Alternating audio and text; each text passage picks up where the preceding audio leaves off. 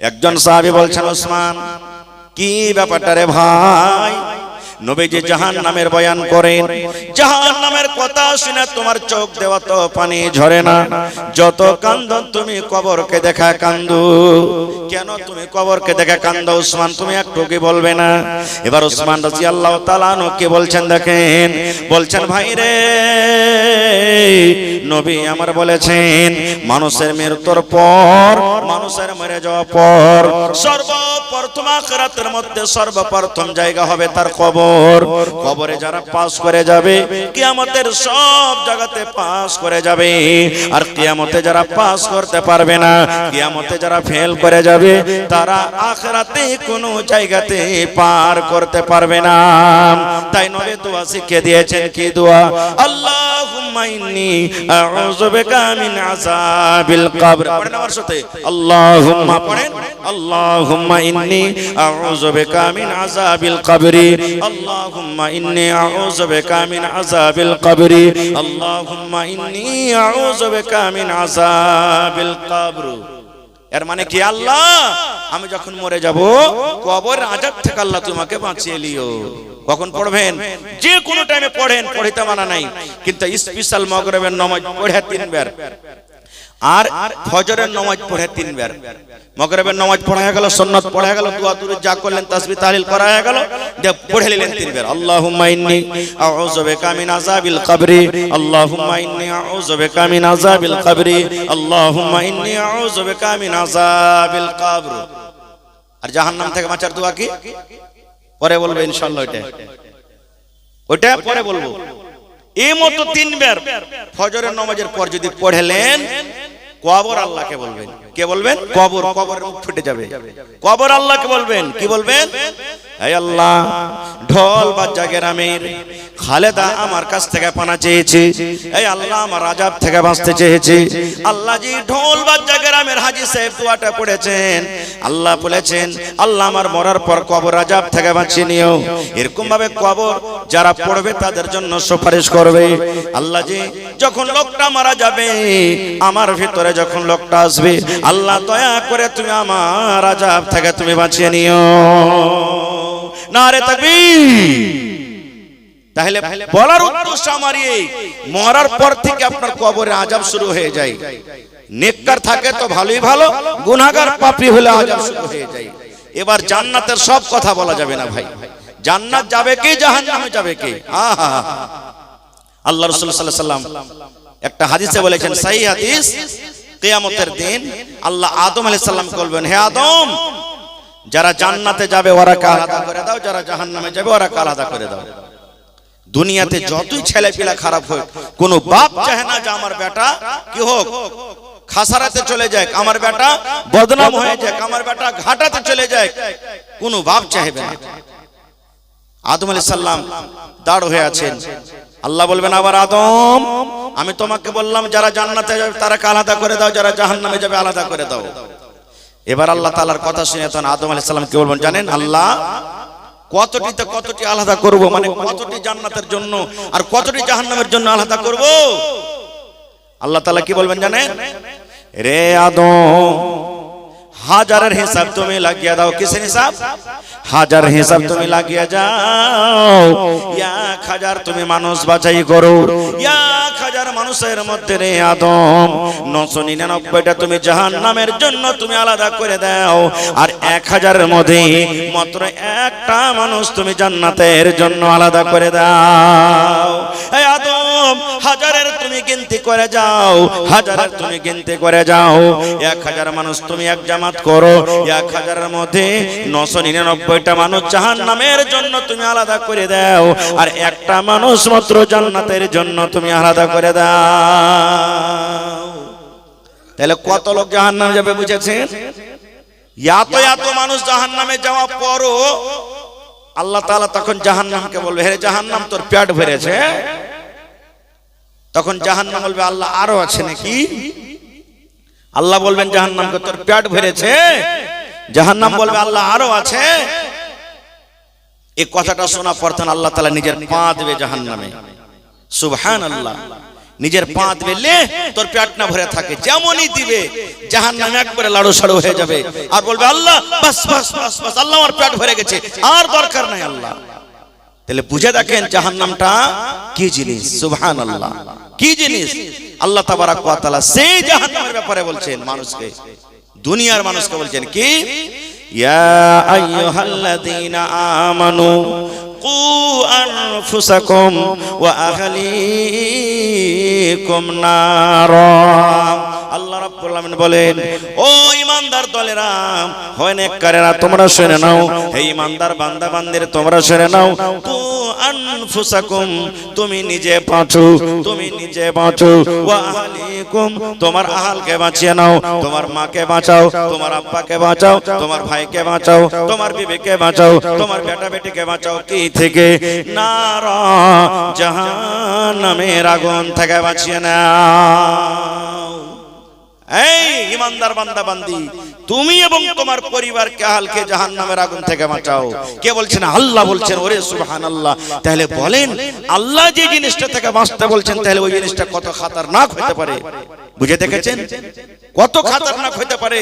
আল্লাহুস সামাদ, জাহান্নামের আগুন কেউ সহ্য করতে পারবে না ভাই, জাহান্নামের আযাব কেউ সহ্য করতে পারবে না, কেউ সহ্য করতে পারবে না। আহা হা, আল্লাহুস সামাদ। নবীজি আমার যখন মেরাজ থেকে ঘুরে এলেন, আল্লাহুস সামাদ জান্নাতের কথা সাহাবায়ে কেরামকে বললেন, জাহান্নামের কথা সাহাবায়ে কেরামকে বললেন। নবীজি নিজের চোখে দেখে এসেছেন আল্লাহুস সামাদ, আর এক এক করে খুলে খুলে সমস্ত জিনিসকে বয়ান করেছেন। এজন্য জাহান্নাম খুব খাতারনাক জায়গা। এত খাতারনাক জায়গা জানেন, দুনিয়াতে যে আমরা রান্না বান্না করি, ভাত রান্না করি, রুটি করি, তরকারি রান্না করি আগুন দিয়ে, আগুনটা কত ভাগের ভাগ জানেন? ৭৭ ভাগ করে এক ভাগ। কত ভাগ? ৭৭ ভাগ করে এক ভাগ। ৭৭ ভাগের এক ভাগ আগুন আল্লাহ দুনিয়াতে দিয়েছে। অতি ১ মিনিটের জন্য আমরা লোক দিতে পারবো না, ১ মিনিটের জন্য আমরা হাত দিয়ে থাকতে পারবো না, হাত জ্বলে পড়ে শেষ হয়ে যাবে। তো যদি এক ভাগে যদি ৭৭ ভাগ করে এত ভোল্টেজ হয়, তো যেখানে ৭৭ ভাগ আগুন আছে তার টেম্পার, তার ভোল্টেজ কেমন হবে? আল্লাহ বলছেন, বান্দা ওই জাহান্নাম থেকে তুমি বাঁচো। জান্নাত কি জিনিস? জান্নাত খুব ভালো জায়গা। জান্নাত এমন জায়গা, রাসূল বলেছেন জান্নাতে যারা যাবে ওরকে লাখে পুঁটা আসবে না। জান্নাতে যারা যাবে ওরকে পায়খানা হবে না, সর্দি লাগবে না, পেশাব লাগবে না, গতর দুর্গন্ধ করবে না, একবারে কোন রকমের জান্নাতের ভিতরে কষ্ট হবে না। বলবে না হাজি মাওলানা এখন যদি চাটি বেশি বুনিয়া খাইলি, ভাত খাইলি তো পেট হড় হড় গড়গড় করবে, তো জান্নাতে এত এত জিনিস খাবো তো কি পেট খারাপ হবে না, পায়খানা হবে না? না, জান্নাতে কোন রকমেরই কষ্ট হবে না আপনার। এই ও একটা ঢেকুর উঠছেন না খাওয়ার পর, বেশি যারা খাইলবে দেখবেন খালি ঢেকুর উঠতে থাকবে, ও করে যারা ঢেকুর উঠবে, আর এমন দুর্গন্ধ ঢেকুর হবে যে পাঁচজনকার মানুষ সামতে পারবে না। পেজ যদি কেউ খাইতে একবারে দূর থেকে বলবে এই বদমাইশ পেজ খেয়ে এসছে। কিন্তু জান্নাতে এমন ঢেকুর উঠবে সুবহানাল্লাহ, খুশবু হবে একবারে, কোনো দুর্গন্ধ হবে না। আল্লাহ রাসূলকে একজন মহিলা এসে বলছেন, ইয়া রাসূলুল্লাহ আমি নামাজ রোজা সব করছি, বুড়ি মানুষ, আল্লাহ কি আমাকে জান্নাত দিবে না? প্রশ্ন করছেন নবীকে। এবার নবী আমার বললেন, কোন বুড়ি কোন বুড়া আল্লাহর জান্নাতের ভিতরে যাবে না রে, আল্লাহর জান্নাতের ভিতরে যাবে না। আয়েশা নবীকে প্রশ্ন করছেন, হুজুর আমি নামাজ রোজা সব করছি, বুড়া মানুষ বুড়ি মানুষ, আল্লাহ কি জান্নাত দিবে না? নবী বলছেন মজাক করে, কিন্তু মজাকটা হলো সত্য, কোন বুড়া কোন বুড়ি আল্লাহর জান্নাতে যাবে না রে, আল্লাহর জান্নাতের ভিতরে যাবে না।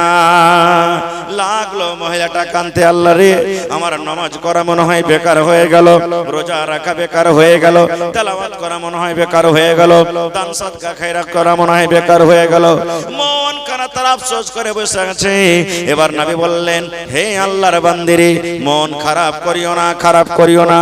আমি যখন বললাম কোন বুড়া এবং বুড়ি আল্লাহর জান্নাতে যাবে না, এর মানে হলো যদি মানুষ ৮০ বছর বয়সে মরে, মানুষ ৯০ বছর বয়সে মরে, মানুষ ৭০ বছর বয়সে মরে, মানুষ ১০০ বছর বয়সে মরে, যে কোন পয়সা মানুষ মারা যাবে, কিন্তু আল্লাহ তাবারক ওয়া তাআলা যখন কিয়ামতের দিন তাকে জান্নাত দান করবেন, সে 25-30 বছরকার নওজওয়ান হাট্টা কাট্টা নওজওয়ান হয়ে আল্লাহর জান্নাতে যাবে। এই জন্য বললাম কোন বুড়া কোন বুড়ি আল্লাহর জান্নাতের ভিতরে যাবে না। কেন? মেলায় বুড়া মানুষ আছে, কেন মাফ করবেন, কেউ মনে দুঃখ নেবেন না, বলার বুঝার জন্য বলছি। যার কাছে দাঁত নাই, দাঁত কমজোর হয়ে গেছে, ওকে সুফরি আম খেতে দেন তো, পিয়ার আম খাইতে পারবে? চাল মানে চালের ভুজা যে খোলাতে ভাজছে খাইতে পারবে? হাত পাকা রুটি খাইতে পারবে? এরকম যখন জান্নাতে যাবে আর বুড়া মানুষে যাবে আর দাঁত নাই, কড়া জিনিস আল্লাহ খাইতে দিবে, তো জান্নাতের মজা কি পেলে? আর আল্লাহ বলছেন জান্নাতে কোন রকমের কষ্ট হবে না। আল্লাহ তাআলা জান্নাতে মজা লাগার জন্য একবার হাট্টা কাট্টা নওজওয়ান করে জান্নাতে পাঠাবেন। এই জন্য রাসূল বলছেন কোন বুড়া কোন বুড়ি জান্নাতের ভিতরে যাবে না। জান্নাতে মেলায় নিয়ামত আছে। একটা ফাওয়ের কথা আপনাকে বলছি। আপনি বলেন তো 1 কেজি পুঁটির মাছলা পেলিলেন বা 1 কেজি গোটিংয়ের মাছ বা অন্য কোন মাছলা পালেন, মাছটা লাপা পর মাছলাকে বলছেন, হ্যাঁ ভাই 1 কিলো মাছ লুন, একটা ফাও গলা দিবি না? হ্যাঁ না। আপনি বলেন তো আপনাকে খুব হাইনটা ফাও গলা দিবে না মরা ধরা গলা দিবে? ভাই কথা বলেন। মরা ধরা 10 কিলো বাগন নিলেন, হ্যাঁ ভাই 10 কিলো বাগন নিলেন, 2 পাশারি একটা ফাও দিবি না? আপনাকে খুব 8 কিলো ওজনের ভালো বাগনটা দিবে না পোকা ধোকা গলা ছোট গলা দিবে? কথা বলেন। ছোট গলা পোকা লাগা গলা দিবে। কিন্তু আল্লাহর জান্নাতের ফাও দেখেন, সুবহানাল্লাহ। একটা জান্নাতি মানুষ সোনার চেয়ারে বসে থাকবে। কিসের চেয়ার? সোনার চেয়ার। মেলায় বেটা ছেলে এখন আংটি পিনধে সোনার, সোনা বেটা ছেলের জন্য জায়েজ নাই, চলবে না। বেটি ছেলে পিনবে, বেটা ছেলের আংটি পিনধে সোনার আংটি চলবে না। সোনার থাল থেকে আল্লাহ দিয়েছে, চলবে না। বেটি ছেলের জন্য জায়েজ আছে, সোনা পিনতে পারে, গহনা পিনতে পারে। তো রাসূল বলেছেন একটা জান্নাতি মানুষ জান্নাতের চেয়ারে বসে আছে, চেয়ারটা একবারে সোনা, আরামের সাথে বসে আছে। আর পিছন দিক থেকে একটা বেটি ছেলে এসে ওকে ইশারা করবে, নিকরে ঘাড়ে এরকম ভাবে ইশারা করবে, যেমনই ইশারা করবে লোকটা এরকম ভাবে পিছন দিকে নিকরে ঘুরবে। ওর চেহারা ওর রূপ দেখে রাসূল বলেছেন লোকটা কি বলবেন জান্নাতে জানেন? মান আনতে, তুমি কে গো, কে তুমি? তখন ও বলবে যে আমি হলাম ফাও, আমি হলাম ফাও। এবার রাসূল ফাওটার ব্যাপারে কি বলেছেন জানেন? ওরে সুবহানাল্লাহ, ফাওটা কত দামি আর কত সুন্দর দেখেন। নবী আমার বলেছেন রাত যখন শেষ হয়ে যায়, দিনের বেলাতে যখন সূর্য চলে আসে, অন্ধকার দূর হয়ে যায়, দুনিয়া আলো হয়ে যায়, দুনিয়া রোশন হয়ে যায়। কিন্তু নবী বলেছেন উম্মত, ওই বেটি ছেলে জান্নাতের যদি দুনিয়াতে একটু নজর করে দেয়, দুনিয়াতে যদি একটু তাকিয়ে যায়, তাহলে সূরজের রোশনি তার সামনে ফিকা হয়ে যাবে। মাথাতে যে তার খোপা আছে, চুল যে বাঁধা থাকবে, ভাই আমরা নিজের বেটিকে, নিজের মাকে, নিজের বিবিকে কত টাকা দামের ফুল দিই? 5 টাকা, 10 টাকা, 2 টাকা, 100 টাকা, 50 টাকা, 500 টাকা নিজের শক্তি হিসাবে দিই। কিন্তু নবী আমার বলেছেন আল্লাহ রাব্বুল আমিন ওই বেটি ছেলের মাথার যে ফুল বাঁধনীটা হবে কিংবা তার হাতে যে রুমালটা থাকবে, এই রুমালটা এত দামি হবে, এত দামি হবে, দুনিয়া এবং দুনিয়াতে যা কিছু আছে সমস্ত জিনিসকে যদি বিক্রি করে যদি কিনা হয়, তাহলে কিন্তু তাকে কিনে পাওয়া যাবে না, এত দামি হবে। এবার বলেন ফাও যদি এরকম হয়, তাহলে অরিজিনালটা কেমন হবে? অরিজিনালটা কেমন হবে? জান্নাতের একটা গাছের কথা বলছি রে ভাই। আহা, আল্লাহ রাসূল সাল্লাল্লাহু আলাইহি ওয়াসাল্লাম বলেছেন, একটা বই আছে আমার কাছে, সুনহেরি কিরনি, ওর মধ্যে দেখবেন একটা ঘটনা লেখা আছে, মদিনার ঘটনা। নবীর জামানাতে একটা ইয়াতিম বাচ্চা, ওর খাজুরের বাগান ছিল। যারা হাজী সাহেব দেখেছেন মদিনাতে বেশি খাজুরের গাছ, খাজুরের বাগান ছিল। আর পাঞ্জরে একটা ধনী লোকের খাজুরের বাগান। সমাজে এরকম হয় না, এখন নেই, খুব দেখাশোনা হয়। কিন্তু আগেকার মানুষ গাছ পানি লাগাইতো, হয়তো ওয়ার আম ওদিকে চলে গেল, ওয়ার ফল ওদিকে চলে গেল, ওয়ার বাঁশ ওদিকে চলে গেল, ওয়ার বাঁশ ওদিকে চলে গেল, এরকম আগে মানুষ কোনো ধ্যান দিত না। ইয়াতিম ছেলেটা বলছে যে আমি যতটি আমার গাছ আছে, যেমন আপনার মাদ্রাসার বাউন্ডারি করা আছে, আমি গাছ কটাকে সবটিকে দেওয়াল দিয়ে বেড়া দিয়ে সুন্দর করে ঘিরে দেব, যেন বাতাস টাতাস চলে তো আমার ফল আমার দিকে থাকে, ওর ফল ওর দিকে থাকে। ভালো করে শুনবেন ঘটনাটা। এবার ঘেরতে ঘেরতে ঘেরতে আইলের একবারে সাইটা পাঞ্জরে একটা কিন্তু ধনী লোকের খাজুর গাছ পড়ে গেছে, একটা গাছ। ছেলেটা হাঁটতে হাঁটতে চলে গেছে ধনী লোকের বেটি, এতিম বাচ্চা, বাপ নাই। বলছেন আল্লাহর বান্দা, গাছটা তুমি আমাকে দান করে দাও। আমার সামনে আইলের সামনে চলে এসেছে, গাছটা আমাকে দান করে দাও। ধনী লোকটা বলছে না, তোমাকে দেবো না। আমার গাছ তোমাকে কেন দেবো? বলছে কিনে দিয়ে দাও। বলছে আমার দরকার না, আমি বেচবো না। খুব কোন রকমই শুনলো না, চলে গেলেন নবীর মুহাম্মদ সাল্লাল্লাহু আলাইহি ওয়াসাল্লামের দরবারে। ছেলেটা সাহাবায়ে কেরাম বসে আছেন, বলছেন হুজুর এরকম এরকম ব্যাপার, আমার পাঞ্জরে একটা ধনী লোকের গাছ পড়ে গেছে, কিন্তু গাছটা দিতে চায় না। আপনি যদি বলেন তো হয়তো দিয়ে দিবে, একটু বলেন তো তাকে।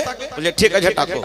যেমন আপনারা জালসা শুনছেন আজকে, এরকম সাহাবায়ে কেরাম মজলিসে বসে আছেন। লোকটা এলো, রাসূল বলছেন রে বাবা, ছেলেটাকে গাছটা দিয়ে দাও, ভালো হবে, আল্লাহ তোমার ভালাই করবে। বলছে হুজুর আমার দরকার নাই বিক্রি করার, এমনি দর, আমি দিতে পারবো না। এবার রাসূল কি বলছেন জানেন?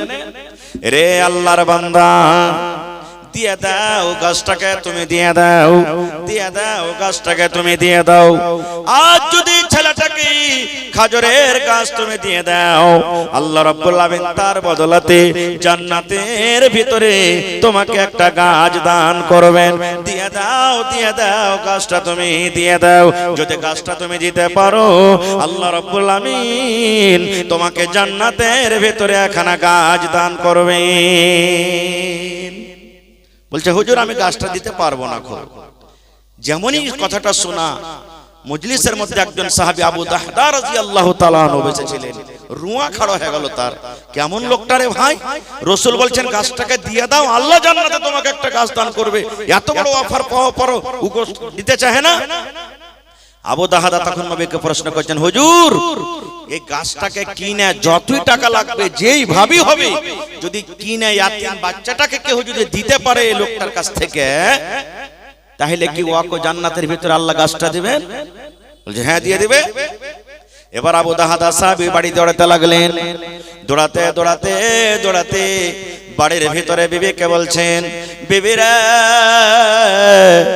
এই আমার আমের, লেচুর, খাজুরের যে বাগান আছে, এই বাগানের কেওলাটা তুমি আমাকে দিয়ে দাও। এই ঢোল বাজা এলাকার মায়েরা খালারা শুনেন, একটা জান্নাতে গাছ লাগার জন্য বিবিকে বলছেন, জান্নাতের গাছ লাগার জন্য কেওলা চাইছেন। জানেন কতটি গাছ আছে বাগানটাতে? জানেন 700 খাজুরের গাছ লাগা আছে। এক নয় দু নয়, 700 খাজুরের গাছ লাগা আছে। 700 খাজুরের গাছের একটাই বাগান। এবার বিবিকে বলছেন, বিবি রে কেওলা তুমি আমাকে দিয়ে দাও, একটা তুমি কেওলা খাতিয়ান দিয়ে দাও রে বিবি, ওই খাজুরের বাগানের কেওলার তুমি আমাকে দিয়ে দাও। তারা বিবি ছিলেন নেককার দিনদার, একটাও প্রশ্ন করলেন না স্বামীকে কি করবেন, কি দরকার আছে।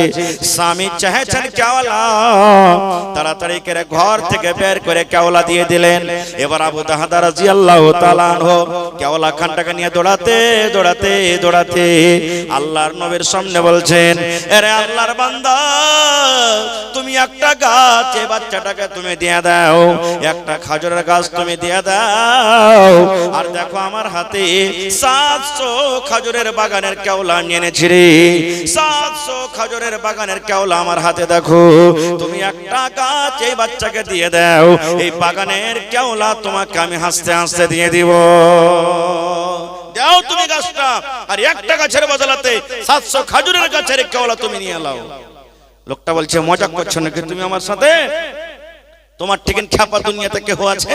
তুমি একটা গাছ দিবে নিবে আর 700 খাজুরের গাছের কেওলা আমাকে দিয়ে দিবে? বলছে হ্যাঁ রে নাদান, হ্যাঁ তুমি বুঝবে না, হ্যাঁ আমি জান্নাতে একটা গাছ নিব। লিয়া লাও লিয়া লাও লিয়া লাও, একটা তুমি গাছ কিন্তু এতিম বাচ্চাকে দিয়ে দাও। কেওলা দিয়ে বাড়িতে চলে গেলেন। এবার দুয়ারে যখন গেছে বলছে না না না, আমি তো বাগান বিক্রি করে দিয়েছি। বাগানের ভিতরে তার একটা ঘর ছিল, ঘরটা আমি দিয়ে দিয়েছি।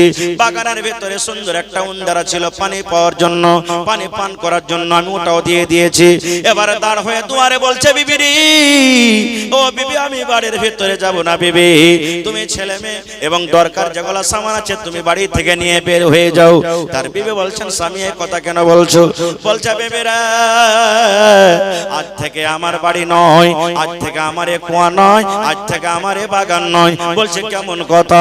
বলছে বিবিরে এই বাগান বিক্রি করে দিয়েছি, এই কুয়া বিক্রি করে দিয়েছি এবং এই বাড়ি আমি বিক্রি করে দিয়েছি। এবার বিবি বলছেন স্বামী গো একটু কি আপনি আমাকে জানাবেন না কত টাকাতে বিক্রি করেছেন, কত টাকাতে আপনি বাড়িটা বিক্রি করেছেন, কত টাকাতে এই বাগান বিক্রি করেছেন? এবার আবু দাদা বলছেন বিবিরি কত টাকাতে নয়, জান্নাতের মাত্র একটা গাছের বদলাতে আমি 700 খেজুরের বাগান এবং আমার বাড়ি এবং আমার এই মিঠা সুন্দর কুয়া পানি পান করার জন্য জান্নাতের মাত্র একটা গাছের বিনিময়ে আমি বিক্রি করে দিয়েছি।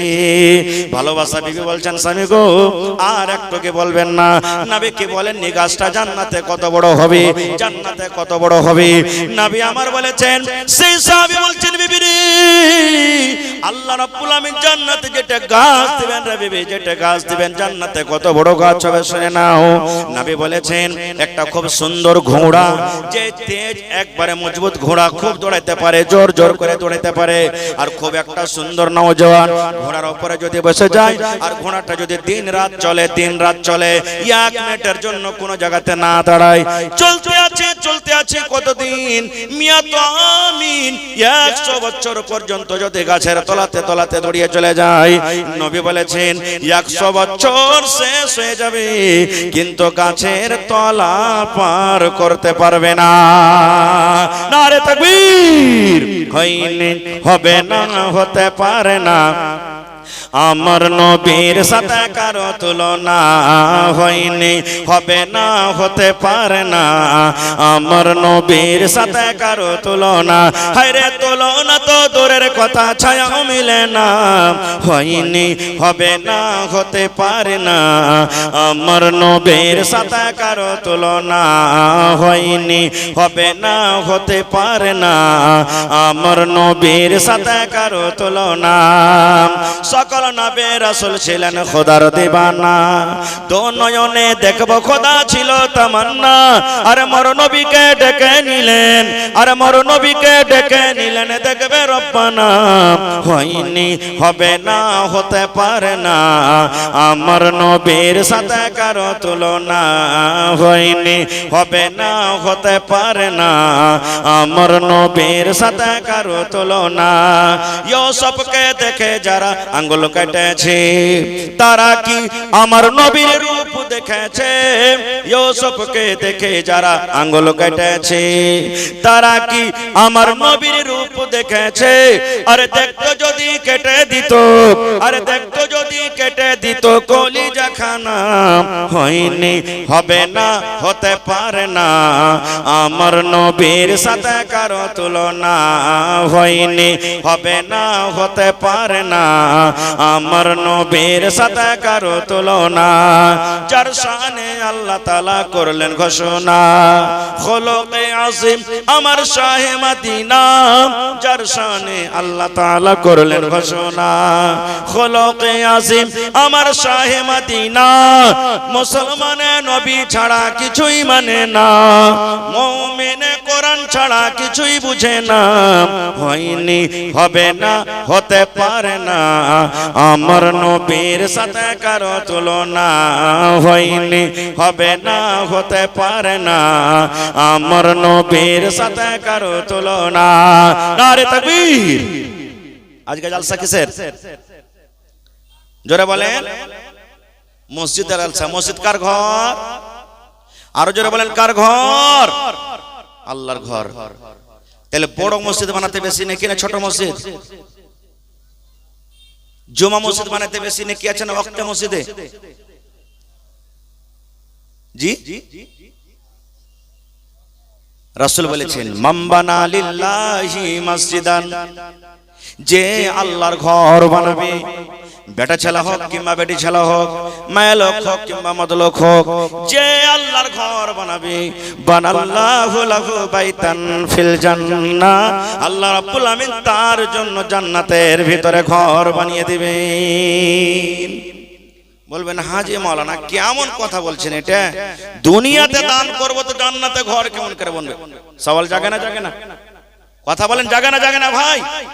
আচ্ছা বলেন এখানে হাজি সাহেব কেউ আছেন এই মজলিসের মধ্যে? আছেন কি?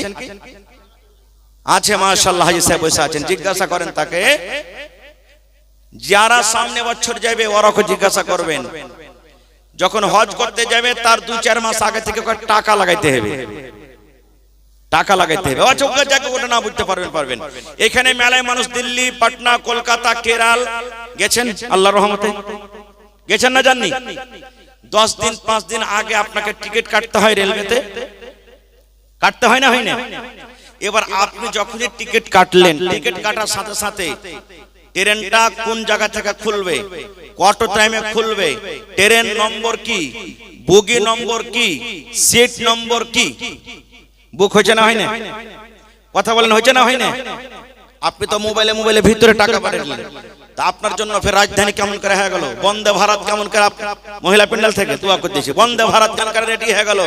তো দুনিয়াতে যখন আপনার সিটে কেউ বসতে পারবে না, আপনি রিজার্ভেশন যখন করে নেবেন, তাহলে দুনিয়াতে টাকা দিতে গেলে জান্নাতে ঘর বনবে না? জোরে বলেন ভরবে না? ভরবে না? আহা, যখন নবীজি মক্কা থেকে হিজরত করে মদিনা চলে গেলেন, মদিনাতে মসজিদ নেই। মুসলমানের মান শান হলো কি মসজিদ, যেখানে মুসলমান আছে ওখানে মসজিদ, জোরে বলে, থাকবে। যেখানে মুসলমান আছে ওখানে মসজিদ থাকবে। নবীজি যাচ্ছেন মদিনাতে, মসজিদ নাই, মসজিদে নামাজ পড়তে হবে। আজকে মাদ্রাসা রিয়াজুল উলুম ঢোলবাজার মসজিদের জন্য জলসা, এখানে হিফজুল কোরআন খোলা হয়েছে।